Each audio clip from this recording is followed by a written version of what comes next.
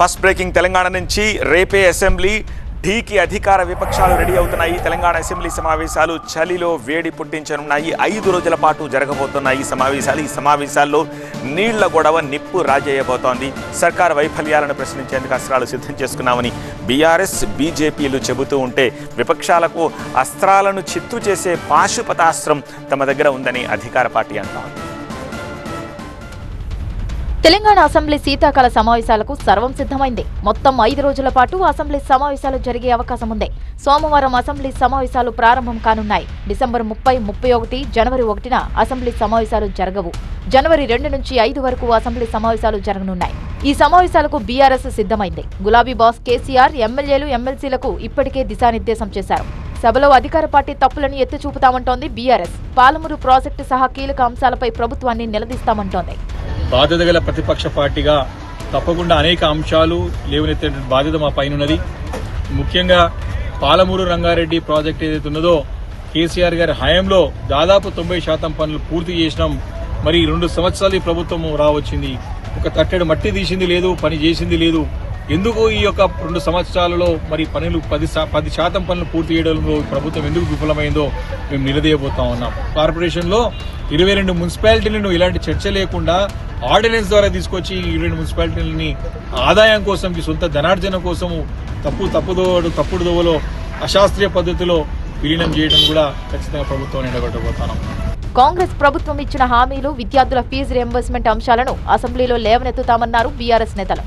10 మంది శాసనసభ్యులు బీఆర్ఎస్ పార్టీని గెలిచి కాంగ్రెస్ పార్టీ అయినటువంటి శాసనసభ్యుల యొక్క ఫిరాయింపుల కేసు స్పీకర్ గారి దగ్గర ఉంటే వారు బీఆర్ఎస్ పార్టీలో ఉన్నారు, కాంగ్రెస్ పార్టీలో పోలేదని చెప్పేసి కూడా తీర్పు నీయడం.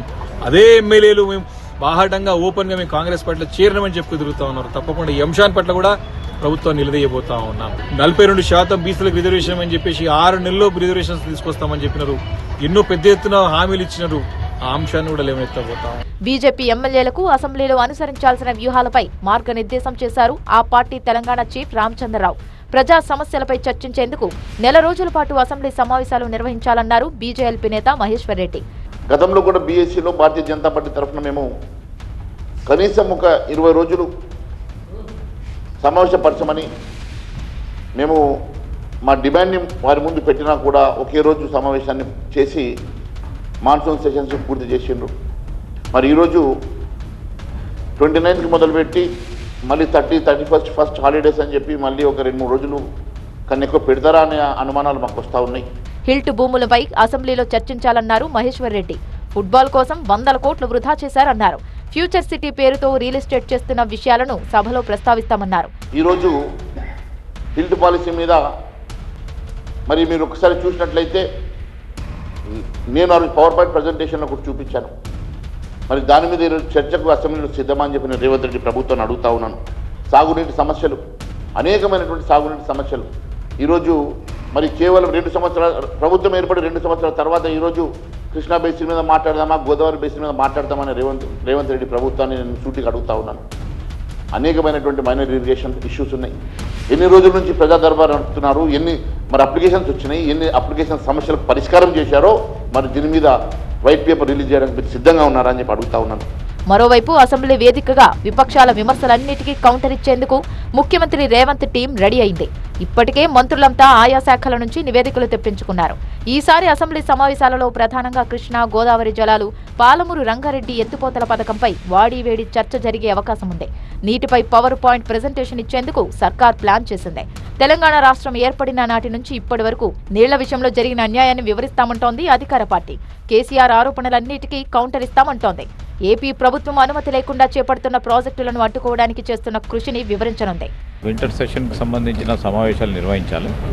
ఆ క్రమంలో నిర్వహిస్తూ ఉన్నాం. అదేవిధంగా ప్రజలకు సంబంధించిన అత్యంత ఇంపార్టెన్స్ కలిగిన సబ్జెక్ట్స్ మరి బీఏసీలో నిర్ణయం చేసుకుని దాంట్లో తీసుకోవడం జరుగుతుంది. డెఫినెట్లీ బీఏసీలో ఏ సబ్జెక్ట్స్ నిర్ణయం చేపట్టడం జరుగుతుందో స్పీకర్ గారు ఆదేశాన్ని ప్రకారం ఆ విధమైన సబ్జెక్ట్ తీసుకుంటాం.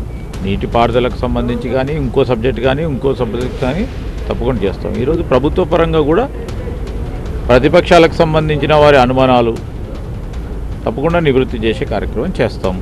జీహెచ్ఎంసీ పరిధి విస్తరణ అభ్యంతరాలపై కూడా చర్చ జరగనుంది. తెలంగాణ ప్రయోజనాల విషయంలో వెనక్కి తగ్గేదే లేదన్న విషయాన్ని సభాముఖంగా ప్రజలకు వివరిస్తామన్నారు శాసనసభ వ్యవహారాల శాఖ మంత్రి శ్రీధర్ బాబు. ఏదైతే నీటి అవసరాలకు సంబంధించి ఏ కోణాన ఏ కోశాన కానీ రాజీ పడే అంశమే లేదు. బీఆర్ఎస్ ను ఇరుకున పెట్టేందుకు ఫోన్ ట్యాపింగ్, ఫార్ములా ఈ కార్ రేస్, కాళేశ్వరం కేసులపై ప్రభుత్వం అసెంబ్లీలో చర్చ చేపట్టే అవకాశం ఉందంటున్నాయి కాంగ్రెస్ వర్గాలు.